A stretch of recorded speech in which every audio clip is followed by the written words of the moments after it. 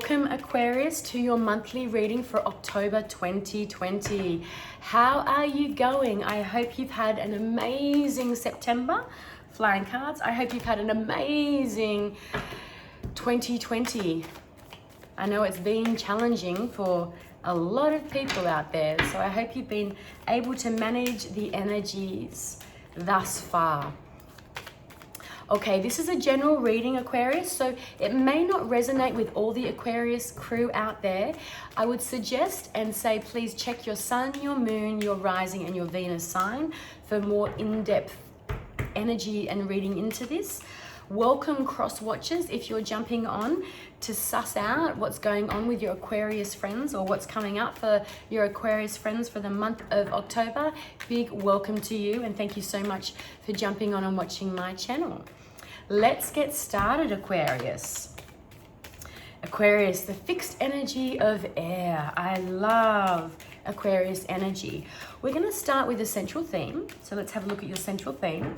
Good. And then we're going to go into what is an energy, a subconscious energy that is driving this reading, Aquarius. So your subconscious energy, the bus driver of this reading. And then we're going to go into your conscious awareness. What's sitting in your conscious awareness with this reading? And let's go and see what the energy is that is behind you. So the energy from your past. Good. And then let's see where the energy is moving into the future. And with the future, I say October moving into November as well. Okay, we don't want to hold these into specific timelines. We can be quite general, a little bit easy, laxy-daisy when it comes to the timelines. I'm using the traditional, I should say the Radiant Rider-Waite deck for this spread, but then I'll go through with some clarifiers with the vice versa. I always go to say the topsy-turvy. I don't know where I've gotten that from, but I catch myself every single time. Okay, Aquarius, let's have a look. Now this is interesting. So your central theme, Aquarius, is Mars sitting in Aries. So there's lots of action energy coming up for you for this October reading. A lot of action. There's some support with you with this action, but there's also a lot of possibilities. This is, this is the young king, the young emperor. He's holding the world in his hand. So there's your opportunities are endless, are boundless. This is a really big manifesting card, Aquarius.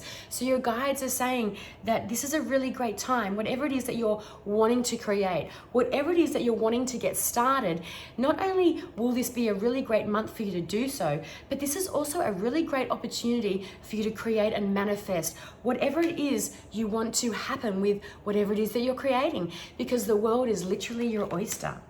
What's driving this reading, the subconscious processes behind it? We've got young energy of the Page of Swords here. So Gemini, Aquarius, and Libra. So we're sitting in the young energy of your own sign, Aquarius.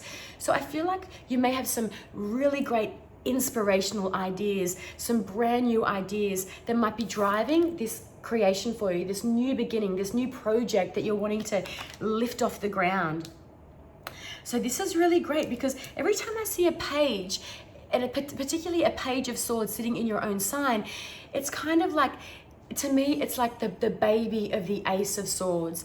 It's the baby of the aha moment, the sparks of inspiration, the kind of the snippets of brilliant ideas that are coming through for you.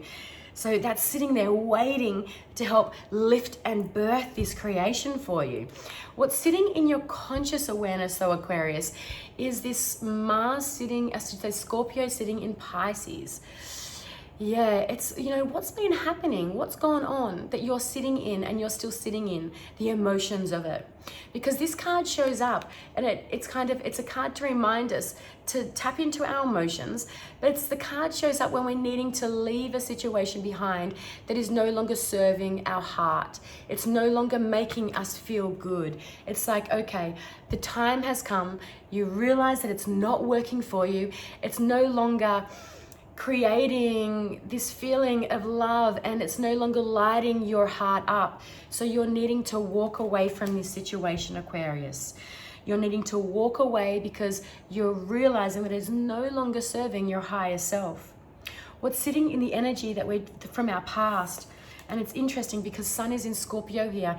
And this could be where this is coming from, this conscious awareness. This, I feel like, you know, you've left something behind. And, you know, this is kind of you maybe thinking back, looking back on this, whatever it is that you've left behind, because this is emotional energy from your past. This is you reminiscing about possibly a past relationship.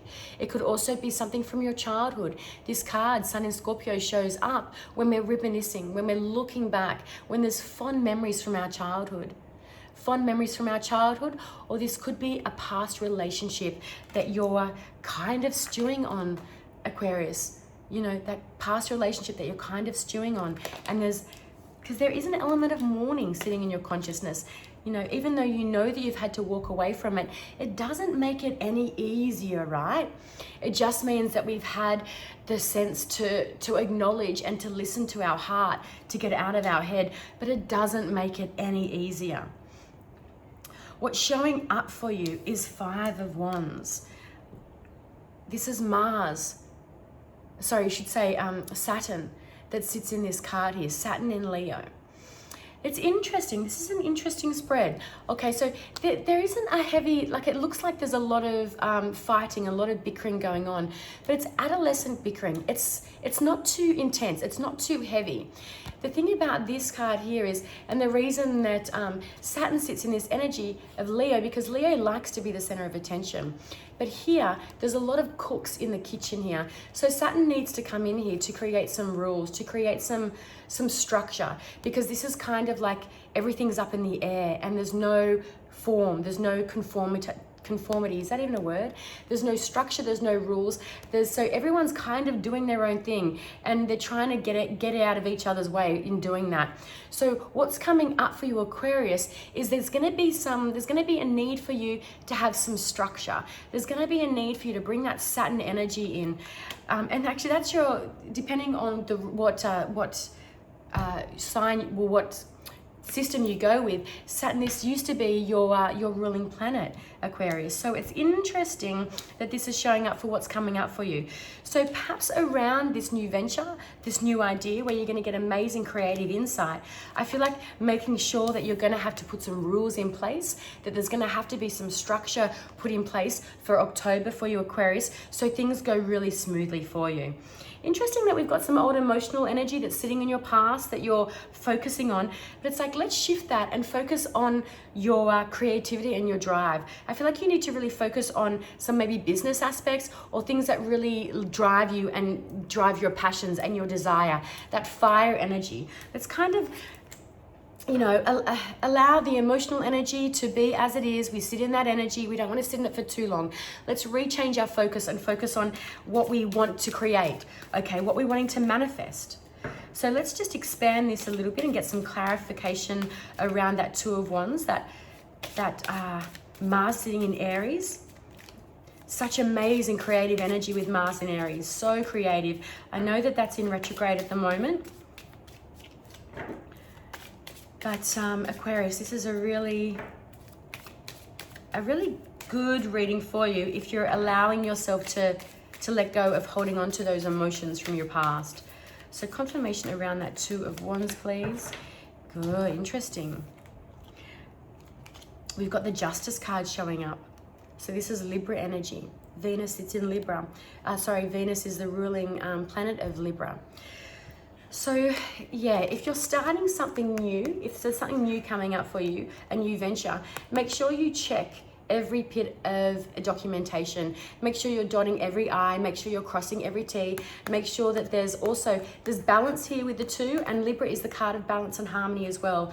So making sure that you're getting in with the right people and you're doing the right things, because this is disharmony. There's not a lot of harmony in this card. Structure's needed. So make sure that you're looking into every detail of whatever it is that you're doing with this new venture.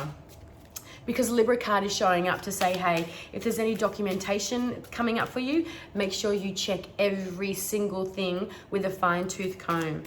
And also to making sure that there's a proper need, the need for balance as well in this new venture, because Libra is the card of balance. And with the Two of Wands, it's saying that there is balance there, but let's make sure that that balance stays there, because as I look at these scales, it's interesting, depending on who I'm doing the reading for, they can move a little bit. And they seem a little bit they don't seem that even to me. This one seems like it's a little bit higher. So making sure that there's balance and that what you're putting in, you're getting back as well. Okay, let's have a look at this Eight of Cups. Okay, what are we slowly moving away from? What are we working away from, Aquarius, that's no longer serving us?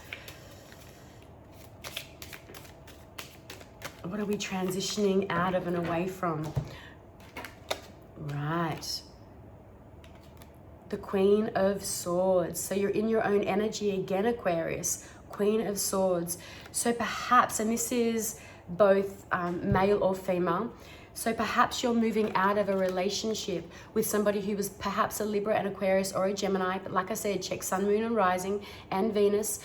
Perhaps you're moving out of this relationship from somebody who was one of these sun signs, somebody that you were emotionally connected to. And it doesn't have to be on a romantic level. This could be, this is where all our relationships are heartfelt, right?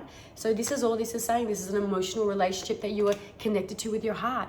So it's like, you're asking to be acknowledged around that. That could be the energy that you're moving away from. Okay, let's have a look at this Five of Wands and get a clarifying energy around that for you, Libra. Five of Wands. Check my cards are up the right way. Five of Wands. So definitely more structure needed, Aquarius, for October. More structure for you. But it feels like whatever you're doing, it feels like it's going to be really, really good, because this is Leo sitting in Jupiter. So this is the card of victory. It is the card of victory. Okay, it's a card of you feeling like whatever you're creating, whatever you're doing, there's going to be that sense that you're doing it very, very well, and it's going to be very, very well received. But it's important, because that's coming up as a clarifier around that once you put those rules into place, once you let people know what their jobs are, what your role is, what everyone's role is, then that's when it's going to be very victorious for you. I love this for you, Aquarius, and I'm going to be so interested to see what this is, what this energy is all about. What are you planning? What are you preparing? What are you looking forward to? Okay, so like I said, once the month has gone, I should say, come back and re-watch this live again. Re-watch this reading and notice and see how these energies have played out for you for the month of October. And they can filter into November as well. So don't be, we're not set in stone when it comes to the timelines. So awesome. If you have enjoyed this reading, please like and subscribe to my channel, Aquarius. Otherwise, have a wonderful October, and I'll see you guys later. Bye.